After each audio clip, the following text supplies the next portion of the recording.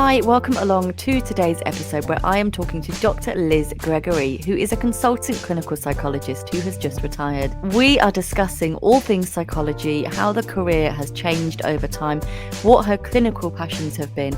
We also cover her top tips for aspiring psychologists, as well as thinking about navigating work whilst struggling with a physical health diagnosis and all that entails. Hope you find it so useful.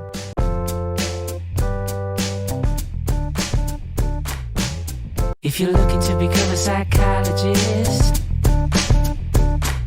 then let this be your guide. With this podcast at your side, you'll be on your way to being qualified. It's the Aspiring Psychologist podcast with Dr. Marianne Trent.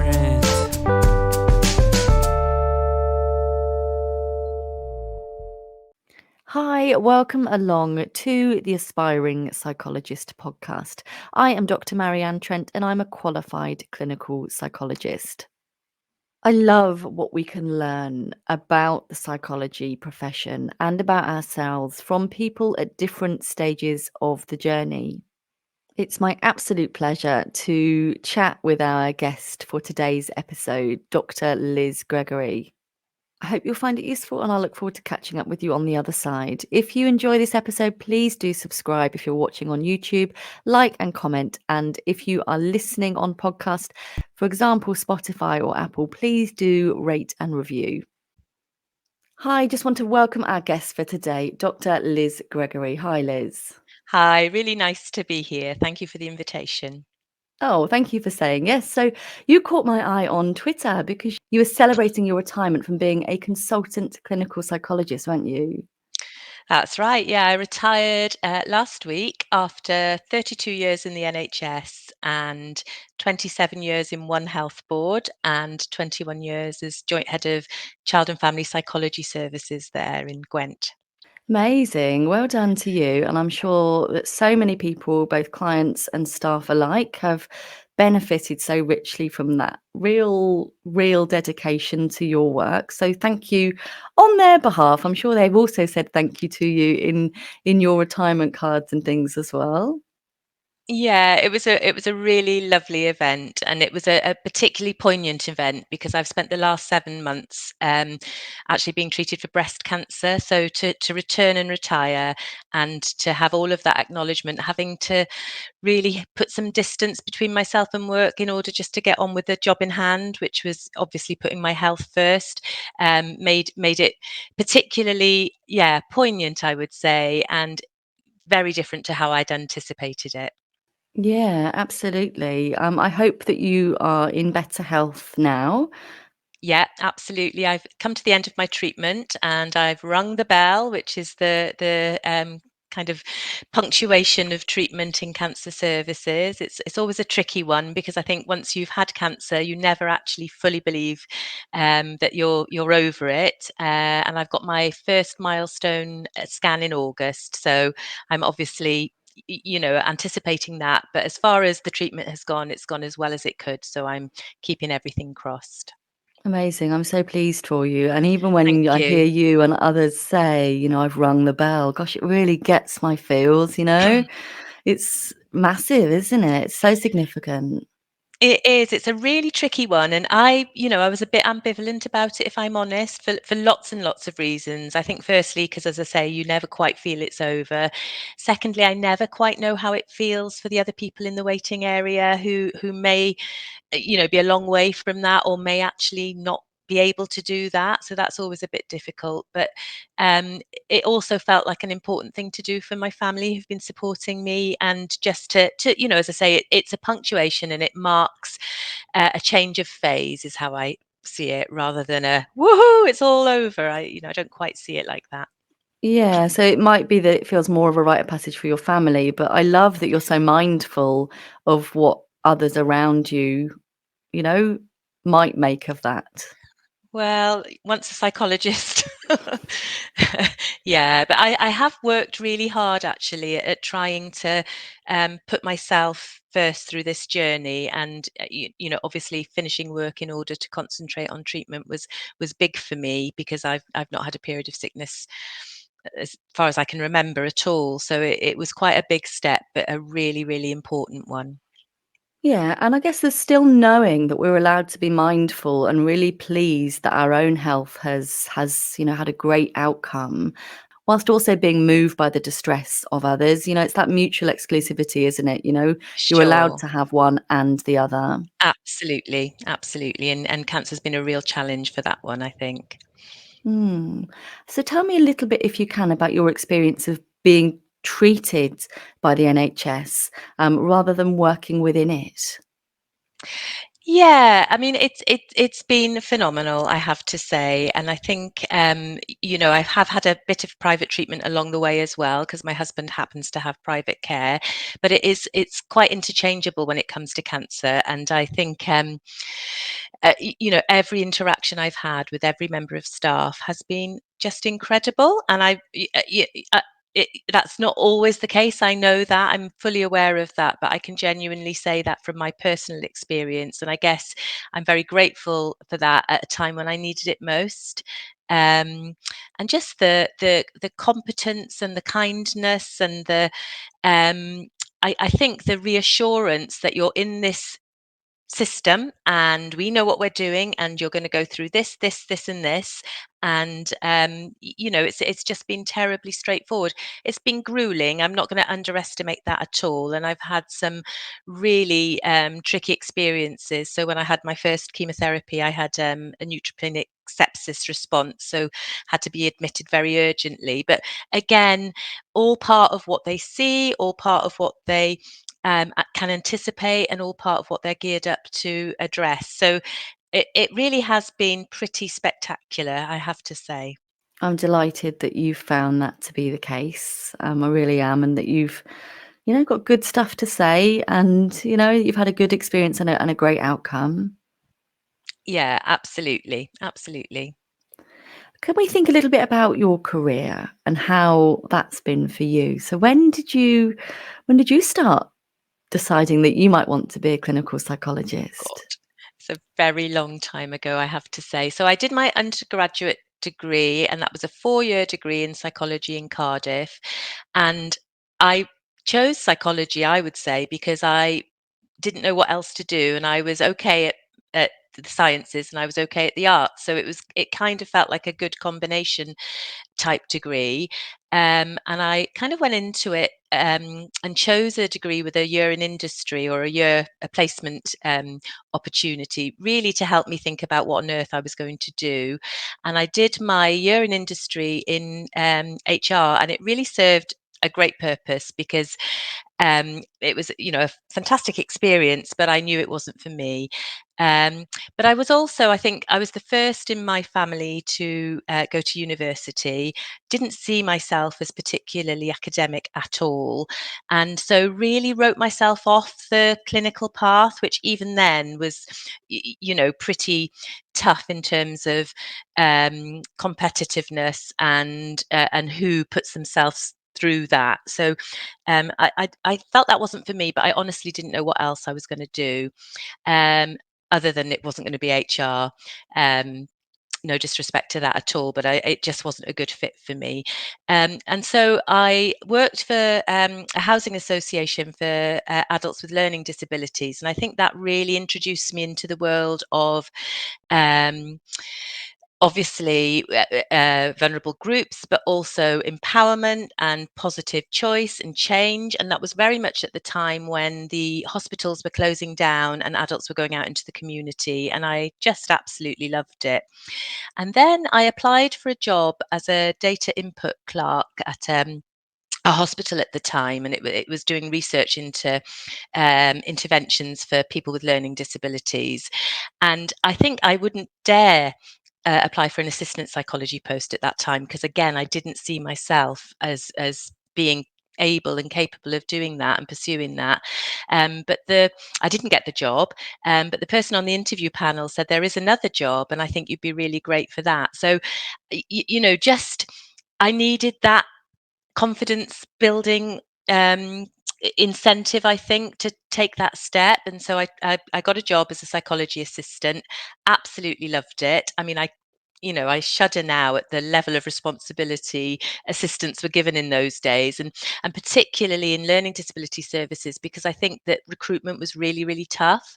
And so they would fill a gap for a qualified person with an assistant, and kind of you'd be off on your own in a team and so-called doing the job. But I learned a huge amount in that job, and had great fun and great support, and it gave me the confidence to apply for clinical training. So I applied, and I remember I also assumed I wouldn't get on, and I had a car that I was going to sell and travel, do the kind of year-round traveling around the world. So I felt I put myself into that position where I had a great alternative. I wasn't going to be too disappointed, and I got on. And that was the story. And it was the Plymouth course that I did my clinical training in. Amazing. And that all went relatively smoothly, I hope.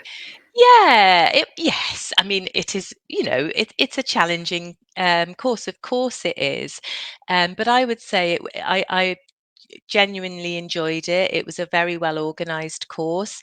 It was one of those courses at the time, and I'm not sure if they still happen in this way, where you get allocated your placement health board or trust, as it was at the time, and then you go and do blocks of teaching down in Plymouth. So there was a real variety, and I suppose a bit of an escape in a different world, that you could kind of have a bit of respite from one and go into the other, and a bit of respite from that and go into the other. And I think that worked really well for me and suited me.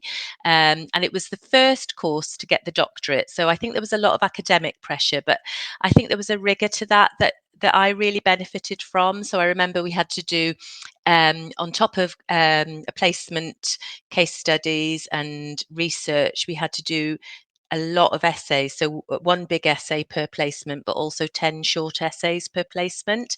And I think that gave me a real skill in extracting important information and putting it down and not worrying too much about it, which I think has really, really served me well. Because, you can pore over for hours on end if you've got one essay, but if you've got 10, you've got to crack on. And I think that was really, really good training, actually. Amazing. So reducing some of that perfectionism, just Absolutely. done it Yeah, and perfect. Let's get it passed. There's going to be definitely. another one in a minute anyway. Absolutely. Yeah. And also that, giving you some real confidence in core competencies and core concepts and core research papers, that, that just reading them, Mm. obviously you get some insight into that. But when you've actually got to pull out that information and extract it, it was good. Mm. We moaned about it all the time, don't get me wrong. But in hindsight, when I look back, that was a good training for me particularly. Yeah, and I think that's where a cohort can really come in, isn't it? You mentioned that you kind of found the compartmentalizing quite useful, and I know I did too. And our teaching was that it was on a Monday and a Friday, with placement days being Tuesday, Wednesday, Thursday. So it felt like a really nice cushion either side to kind of do the how was your weekend, all of that jazz, and then go into placement and then come out the other side and go, well, how was it? How's your week Yeah. been? And so for me, that compartmentalizing, but in a really cushioned, safe way, felt really Yeah. nice. Yeah, that sounds great, actually. Yeah.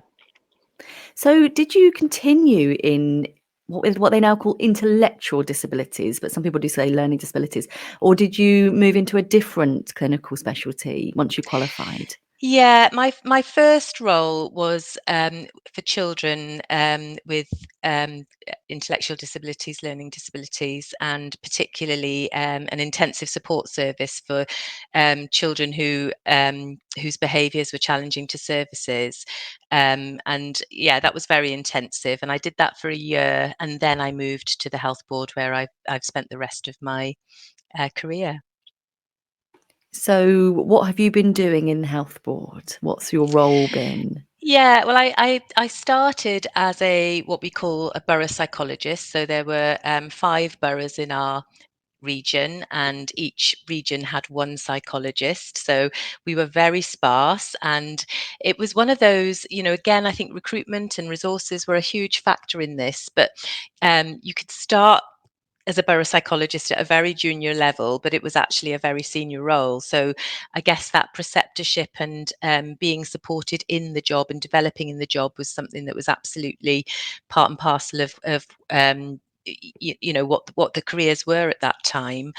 And I absolutely loved it. It was a great service. It had fantastic values, and I loved the community that was my borough, and it was a big sense of responsibility as well. In that, whatever came through the door, you were the psychologist who was going to be dealing with it. So that felt huge at the time. But I think a really good experience of kind of learning that that's okay. We've got the skills, we can apply them to whatever the dilemmas are, and kind of taking a breath and not feeling you've got to fix everything, but that the skills you bring are about curiosity and understanding and taking time and being alongside.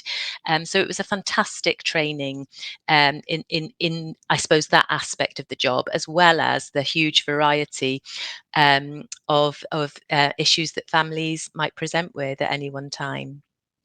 Yeah, I think that's going to be really useful advice for anybody listening to this as well, because the nature of this beast that we work in is that you're going to have many placements or many roles, and you've got to be able to sort of just run with it. And I know when I first qualified, I thought I was going to be sort of getting kid gloves and that it would be quite a leisurely start. But no, they'd been waiting for me for months. So they were keen for me to run with it. And they said, you are in the nicest possible way. They were really nice about it.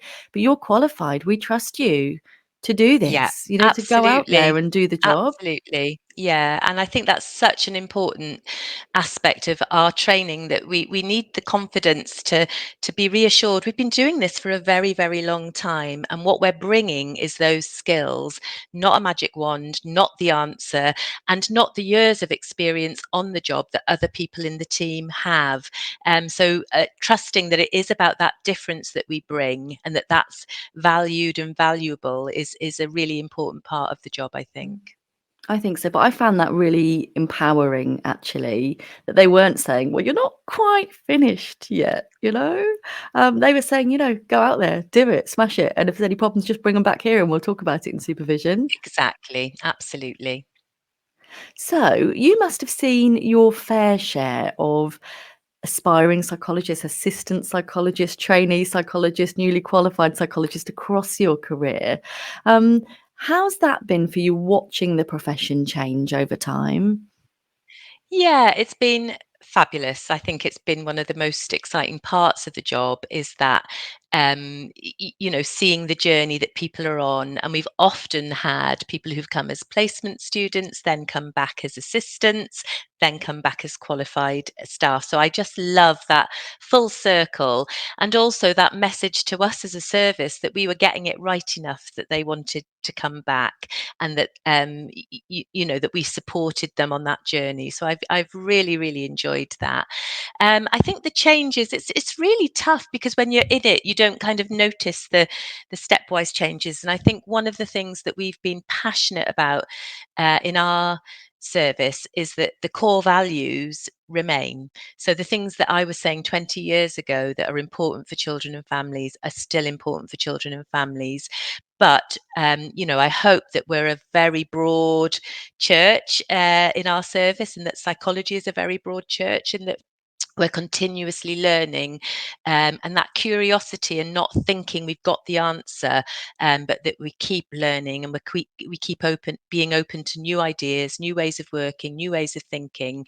It's just part and parcel of, I think, what we've tried to promote in our service, and I think it's absolutely vital. Yeah, and I feel passionately about that, and I feel really proud of our profession for that. That there's not an end point. And not to feel bad about what you didn't know before. That's all part of the process, and our job is to bring the knowledge base that we have now to the difficulties that people are experiencing, and see how that fits. But to never think this is the answer and you need to do this in order to solve your problem. So it fits quite well with the evolving nature of the profession, I think. I definitely shudder when I think about my first experience of offering therapy in a youth prison, because I was rubbish, rubbish. But I was still doing the best I could with the skills and resources I had at that time, and it was still useful for the clients that were getting that. It's just I know I'd do a much better job, better Well, of job course, now. and wouldn't we all? And and I think in child psychology and as a parent, that's exactly the feeling. It's like if I knew then what I know now, but I didn't, and I did everything with the absolute best intention. And also, I talk about the values that endure. The most powerful value, I think, is the power of the relationship. And if you're working hard at creating relationships, it doesn't matter where you are on your career trajectory, that's going to be the most powerful ingredient in any therapeutic change. Yeah, and I'm a parent as well. I've got 2 young boys. They're gonna want me to say what they almost are, so almost 10 and almost 7. And for me, one of the most important things I can do is to repair any ruptures that crop up between myself when I haven't quite lived to my values of how I want to parent, but also Absolutely. encouraging them to repair ruptures rather than just gloss over them, because I think that's really, really important. And we can absolutely learn to do that with clients as well, can't we? To repair any ruptures in our relationship. Absolutely. Yeah. And, and obviously our relationships with professions, with teams, with other services, it's exactly the same as that we're on a journey together and we're open to learning. And if we've got it wrong, then it's absolutely our job to let people know that, but that we're open to doing differently next time. Can Yeah. I hear a bit more about the core values, the things that you think are really incredibly important when working with children, young people, and families? Yeah, I mean, I think our job as psychologists is to really promote that relational, developmental, contextual understanding of children's distress, and to kind of see that as our role, regardless of the presenting problem. Those things are absolutely critical to our understanding, and obviously, from a rights-based approach, children's rights, the importance of hearing their voice, empowerment, but also I think the importance of their context, the family, the system around them, and the vehicles for change that they have in their wider system is absolutely pivotal to our work, and really kind of more significant often than children who are often in a very disempowering role and can't affect the changes that will make the difference to them. And also, most importantly, I think that every child is unique. So if you've if you've seen this before, then it's not going to be helpful to go into a situation thinking and you understand. You've got to be curious and open to understanding it from their perspective, and that it's impacting them very differently to how it might have impacted somebody else. And that's not to dismiss the importance of um, knowing about an area, understanding it, having been through that journey before. But I think that all has to be in the background, and the foreground has to be that this is a unique child with a unique family with a unique set of circumstances, and your job is to really listen and understand that and fit what you've got to offer with the strengths of that situation for them. Yeah, I think a really powerful question can be, well, how is that for you? Because then you're getting their unique stance, aren't you? Absolutely, absolutely. Lovely. So, thinking about career progression, of course, you got on to being a consultant clinical psychologist. How does that work? What does that involve? Gosh, well, again, that was a long time ago, and I think it's fair to say that, as I say, my first job was quite brief. I was there for a year, and then I joined a service that really aligned with my values, and I absolutely loved the work. And the manager at the time was retiring, and so it was that dilemma of I love where I work, and there's the potential that somebody new is going to come in and change where I work, or I could put my hat in the ring. And that felt like a big step for me. I think I was, can't remember, I was about 33 at the time, and I was pregnant with my first child. It was the most rubbish time for thinking that I might go into that leadership role. But a colleague of mine was having exactly the same dilemma, and was in a similar stage of life. In fact, she had three under the age of 5. So the last thing she wanted was to be a head of child psychology. And so we had one of those tentative conversations about, well, what could we do? Could we do it together? And we came up with the plan of putting ourselves forward as a job share. And I've been job sharing with Rachel for 21 years. So I think it was a really gentle step into what is can be a huge leap, and to be able to do that together with somebody, and to when you're feeling absolutely overwhelmed and like you're out of the depth, for them to say, no, it's fine, we're going to break it down, and this is the next thing that we're going to do, and for you to do exactly that for them, I think really helped us in the early days. And I think that the job sharing thing was so important also in giving us confidence, courage, bravery, when things were getting tougher, because the health service has been through all sorts of journeys along the way. So yeah, I think I was fortunate that timing coincided with someone who I felt I could do the job with, and that really helped what can be quite a big transition. I don't know if that answers your question. It does, it does. And thinking about what a privilege and pleasure to have cultivated that depth of relationship with your colleague over these 20 years as well. Absolutely. It's brilliant. And there's huge sadnesses that's come to an end, but it's the sort of relationship where we're just delighted we can actually have some fun together now, and not, we've had a lot of fun along the way, but we can only have fun. That's the only nature of our relationship now. So You've that graduated to a exactly. different level of your relationship. Exactly. So that's brilliant. But I think, in fact, it was really interesting at my retirement do. Our heads of service for psychology also job share, and apparently we were the inspiration for their relationship to take it that, to pursue that particular way of working. And I think it's just such a useful model for all sorts of reasons. Particularly if you have children and you prefer to work part-time, it Mm. means that when you're not in work, somebody else is, and I think that allows work to be more in its place, which is a huge privilege actually in a job like ours, which can feel all-consuming at times. Sounds like you're trailblazers and permission givers, but also, everyone else, yeah, they can function without you. The world can go on. Absolutely, yeah, and I think that's right. I was very fortunate actually, in that I had a career break during that time, and was supported to have a career break both by my organisation, but also by my a job share partner who stepped up into the role. She was at a stage in her life where that felt possible. So it just gives that little bit of flexibility.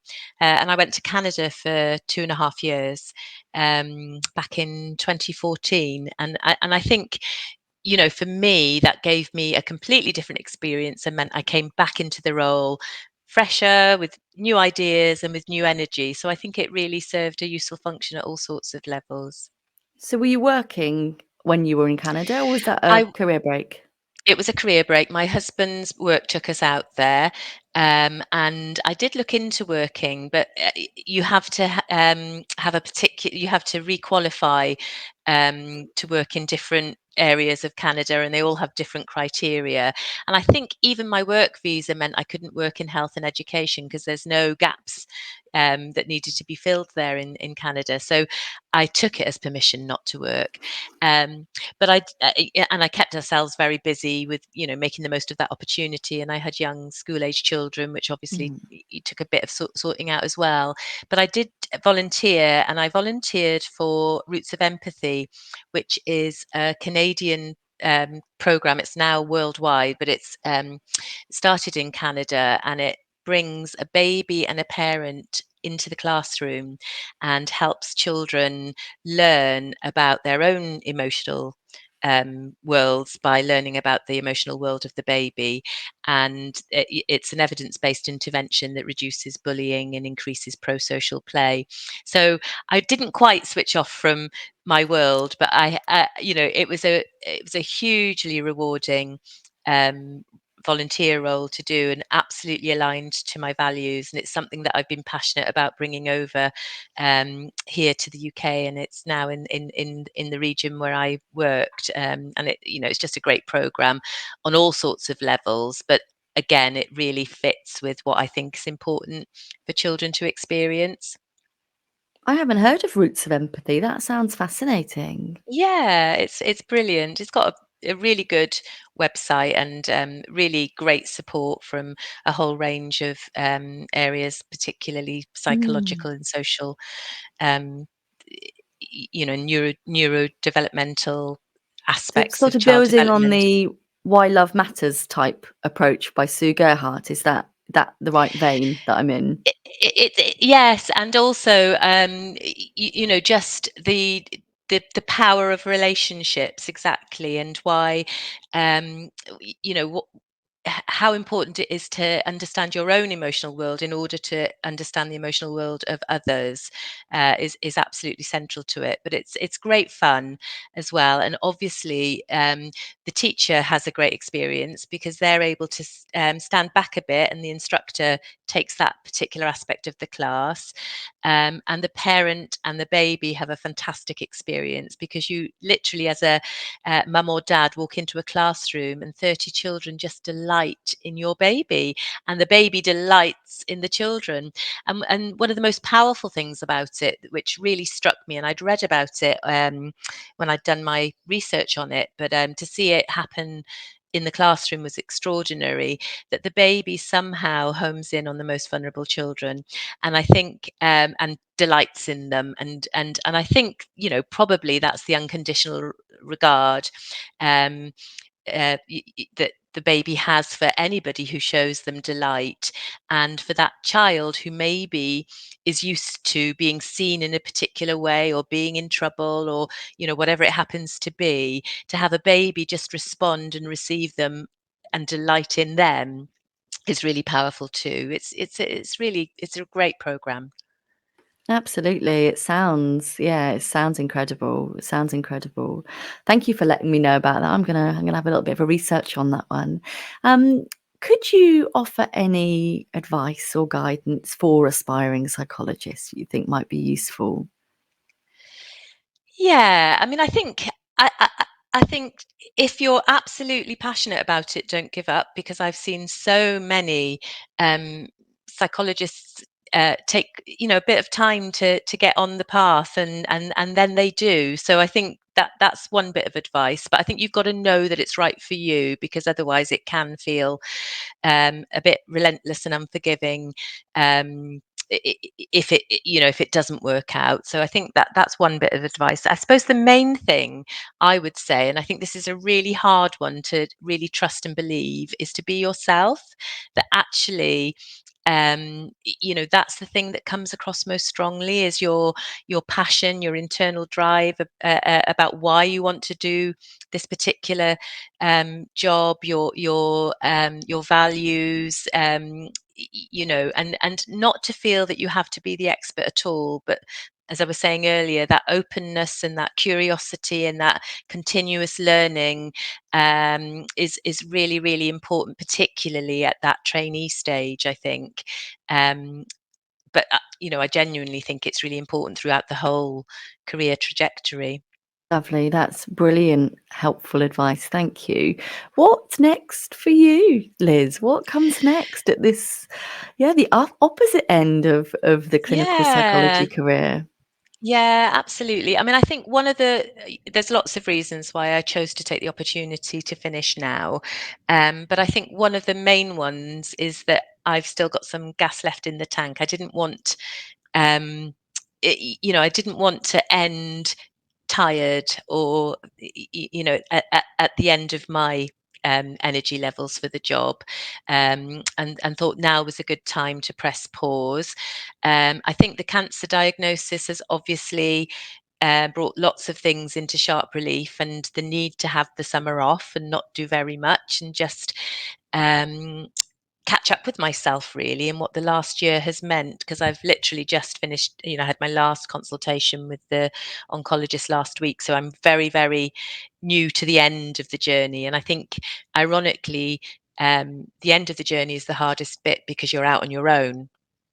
I think it's terribly reassuring to have anybody prepared to take a look at a lump or a bump or listen to your worry when you're in the medical environment, but it's really tough when you're out the other end of it. And I'm going to be doing some.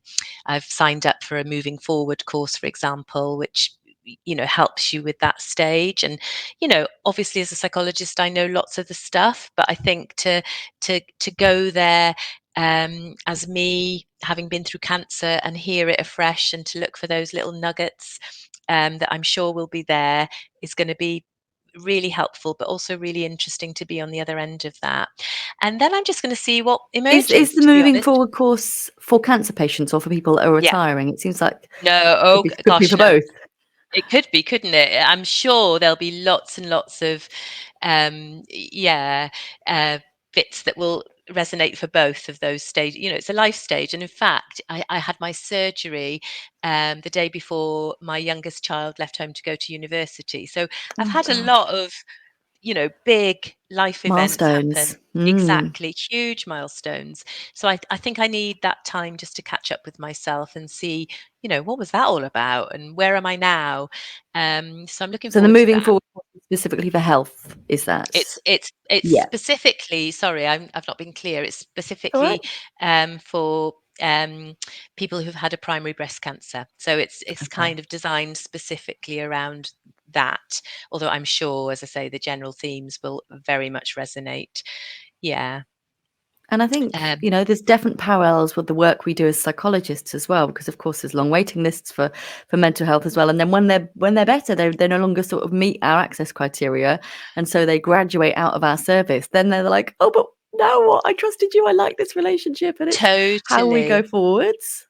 Totally. Yeah. I mean, one of the just thinking about our service and how it's developed over the years, one of the things I feel most proud about is that we've really challenged that idea of you need to meet a threshold and then you have your treatment and then you're out model of working with children and families who are experiencing mental health difficulties, because it just doesn't fit. It's just, it doesn't fit with their development, which means they're changing all of the time. It doesn't fit with when you need that help at a particular point in time. So we've developed a lot of services and, based on the principle of no wrong door. And that's really about empowering all professionals in children's lives to feel more confident and competent to be able to manage things, having quick and easy access to expertise. So helplines, drop-in groups, all of those sorts of things, as well as obviously when those things don't work, specific interventions that are evidence-based. But also one of our kind of key hopes is that we've developed services that really empower all professionals to feel confident and competent in this area. That it's not a separate thing, but actually teachers in school, youth workers, the police, anybody who comes into children and young people feels that they've got a bit of an understanding and demystifying what mental health is. So, yeah, I feel really proud of that aspect of it, that we've really moved away from, you know, waiting times being the thing that determines whether or not you get help or not, and meeting a particular criteria in a particular way at a particular point in time, which is the least helpful thing for children and families, I Mm. think. It's the power of upskilling as we go along, and the consultancy model, isn't it? And spreading a little bit of what we know, far and wide, so that it kind of becomes self-perpetuating, really. Yeah, absolutely. And it's not just about knowledge, it's about availability as well. So I think that, and we know this as psychologists, don't we, that we can get trained in something and feel confident and competent on that day, and then something will throw us, and we'll feel like we've lost that. So I think it's that continuous opportunity to have drop-in supervision, consultation, feel that there's somebody at the end of the phone, just that support that I think we're really privileged in our profession to prioritise, but other professions just don't have that. And so we're very keen to build that level of support and supervision and advice and consultation into every aspect of children's lives, really. Amazing. Thank you so much for spending your time, one of your first weeks of retired life, with us, helping guide us through your career and what's been really important, and offering your best advice, and wishing you the very best with this next stage of your career. And may your health continue to be vibrant. Thank you. That's really kind, and it's been an absolute privilege. Thank you. Thank you. Thank you so much for our guest for today. It was an absolute pleasure speaking with Liz, and I find myself thinking, oh, I'd have loved to have been Liz's trainee or Liz's assistant. I feel like I would have really been nurtured really well and guided through the process. So I hope that you, whoever you're working with, have got a good relationship with your supervisors. And I hope you found Liz's advice and guidance and wise words really useful. I'd love to know what you think to this episode. Do come along to join me on my socials. I'm Dr. Marianne Trent everywhere. You can also catch up with me in the Aspiring Psychologist Community free Facebook group. I will look forward to delivering the next episode of the podcast, which is available from Monday, 6 a.m. Until then, thanks for being part of my world. Take care and be kind to yourself.